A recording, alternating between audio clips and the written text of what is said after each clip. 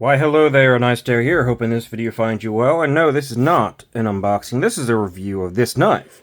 The Trivisa, well, you'll see some of the stuff that you get in with the actual box. You get a nice card, a QC pass. That's a problem right there, we'll come back to that.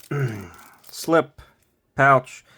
This is the Trivisa Dolphin. It is a Higo no Kami design, kind of, based on a Higo no Kami design, which is a Japanese friction holder, I believe. That is kind of been around for a long time, and a lot of people do the design, but there's only one true one or something like that, and it's like one dude who makes them. But this is a liner lock Higo no Kami knife by Trivisa. And this is, well, it's a knife, sort of. Let's get into specs, since this is the review, and then we'll start talking about the knife. The knife has a lot of potential. I like the knife, but we have some issues. 3 3/8 on the dot.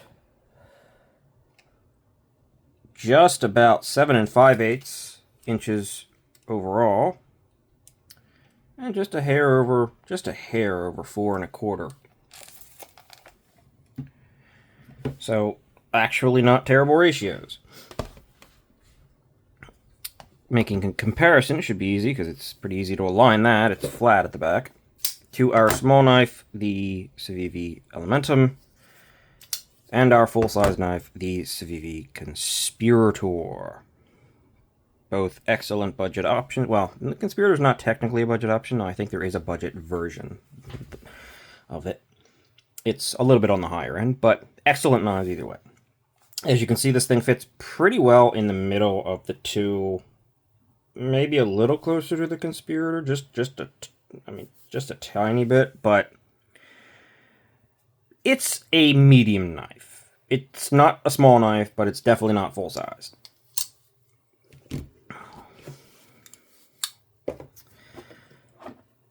Comparison to 2 AA batteries for your grip length, and as you can see, yeah, you have more than 2 AA batteries. You should not be struggling for grip on this thing. It's a straight line. It's super neutral, and it's a straight line. No complaints there. I mean, like, that's, how can you go wrong with that? You basically can't. It is also decently thick, being for what it is. I mean, it's as thick approximately as the Conspirator, and that's to the bolsters. The wood actually sits a little bit more proud, as you can see. Let's check that thickness real fast. Okay. The actual full thickness is 556 thousandths. So yeah, a little bit over the Conspirator, a little bit under there on the actual bolster pivot area. Blade stock, 100 thousandths. It's weird. This is one of those knives where it's like deceptive. It looks like it's going to be thicker than that. And behind the edge, careful, careful. Be careful with your knives, people. Be careful.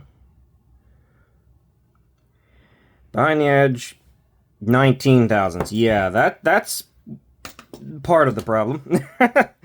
I mean, 100 thousandths blade stock is not that thick. 19 thousandths behind the edge is not that thin. It should be, but it's not. That's the first problem you'll encounter. Weight. Zeroed out. Can we see that? I always have trouble telling if this is visible. 3.63 ounces. Not that far off from an ounce an inch. And considering this is a full steel liner lock, that's not bad, considering there's like no weight reduction in those steel liners. Like, they could be skeletonized out and definitely hit the weight. They're not, and it's still pretty decent. It's not a heavy knife. And oh, there it is. It's hiding over there, over here. Hardware check. You have T8 pivot, T6 everything else. I'm assuming that this right here and this right here are screws on the underneath side that are actually holding everything, because these are just holding the scales on. Yeah, there's got to be 2 T6s there. So, no, I'm not too happy about that. Not thrilled about that.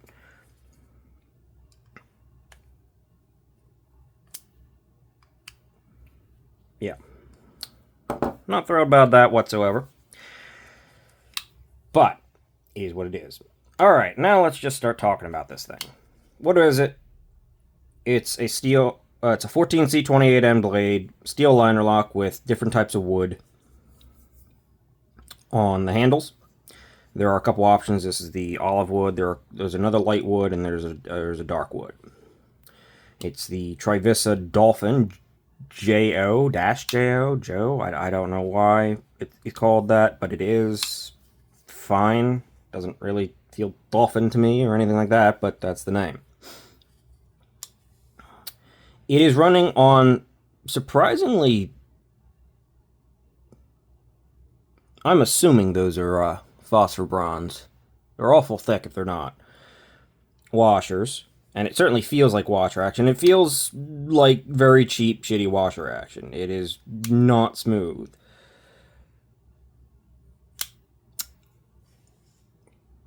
We're getting ahead of ourselves. Straight... Well, technically... It's a dropping straight back. I don't know if I can call that a clip point, but it's a dropping straight back. It's a relatively minimal blade. It's not got a super tall grind, and that is part of the problem. It is way too thick. Like this could have been really good if you just thin this out a little bit. Maybe done a full flat grind, or even if you wanted to keep the aesthetic, just a little bit thinner behind the edge, or a hollow grind would have been perfectly acceptable. It doesn't even have to be very deep. I mean, it doesn't have the thickest blade stock, so that would have been nice. As you can see, the edge bevel is pretty decently sized already, so yeah. It's probably 20 to 25 degrees per side, so that's not great. It's also not super sharp. Like, I could definitely cut myself with it, but I'm not exactly scared to run my finger along it. It's just on the edge of being sharp. Plunge grind is awful. The edge actually goes past the plunge grind, though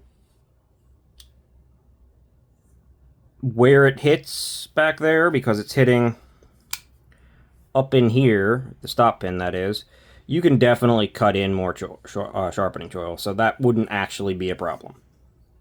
Jimping functions. Jimping is actually good. Like, it's actually arguably possibly too aggressive if you really bear into it. This is kind of a little bit much. And yeah, front flipper, it is definitely a front flipper, but it's not really a front flipper. Being on washers and having this super tall front flipper, it's more of a slow roll front flipper, where you're doing that, or I guess you could, maybe if the washers break in, you could do that and roll it out there, but it's more of a slow roll kind of thing.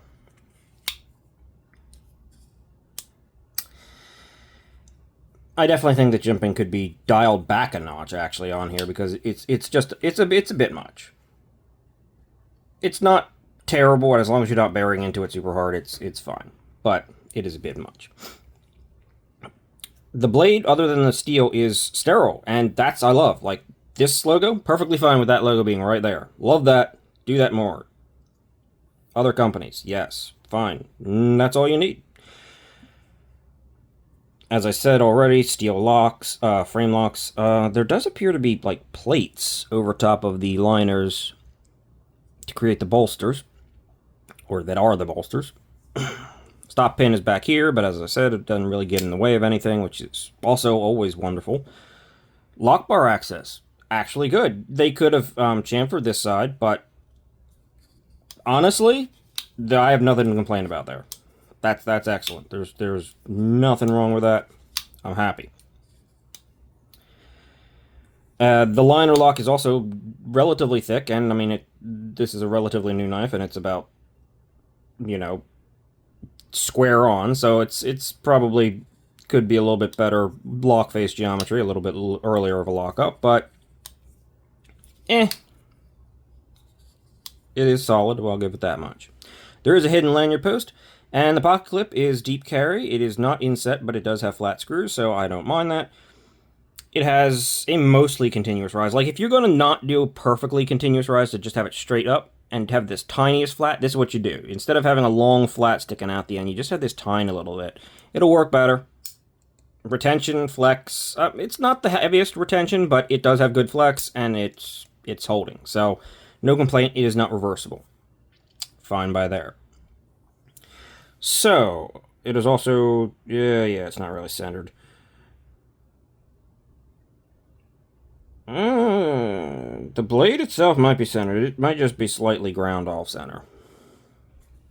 So, all that said, what are we looking at here, and why do I keep alluding to having issues? Well, first of all, this is a $26.50 knife, so it is super budget. It is super cheap. And you're getting 14C28N at that, supposedly. So, it should be good. Except it's not. The action is horrible, first of all. And the knife came with a completely stripped out pivot. I cannot get into that pivot. No matter what I do, can't get in there. There's nothing to grab onto. In fact, it's just messing up my T8 further and further. I'm gonna need a new T8 now because it's getting kinda screwed up. There is nothing to grip in there. Funny enough, the T6s all seem to work. Even the pocket clip ones seem to function just fine. But I can't get in there, and there's a ton of play. So honestly, if I got rid of the play, it probably wouldn't be center. But I can always mess with that with aligning and stuff like that. But I need the ability to torque down on that pivot and, open it up in the first place. So I'm going to have to probably drill into that. Normally I wouldn't even keep this knife, but it's $26 and it's content. but normally this would be one of those knives where it's just like, yeah, no thank you. I got this in the same box that I got the Kershaw Seguin, which is actually right over here. And that thing's terrible too. And together while both are around $50 together, I'd send them both back for that. But again, content. So this is pretty unacceptable. Tons of play, awful action. Yeah, that's definitely got to be on weird, chunky crap washers, and I can't even fix it right now. As you can see, there's a little bit of burnt there because I thought maybe it's also Loctite in there, and maybe that was stopping it from grabbing a little bit. So I actually heated up the side and burnt the scale just a tiny bit here. And still no go because it's the screw itself that's the issue.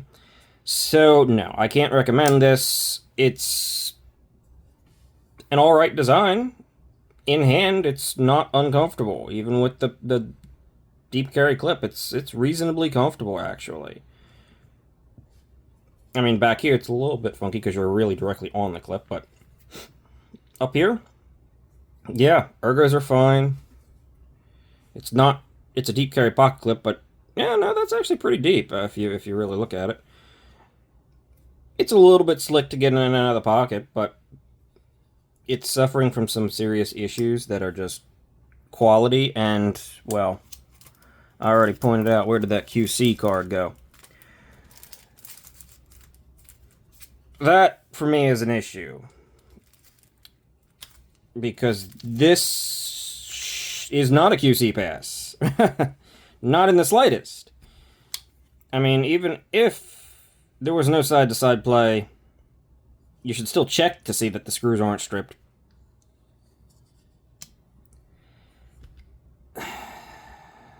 Yeah.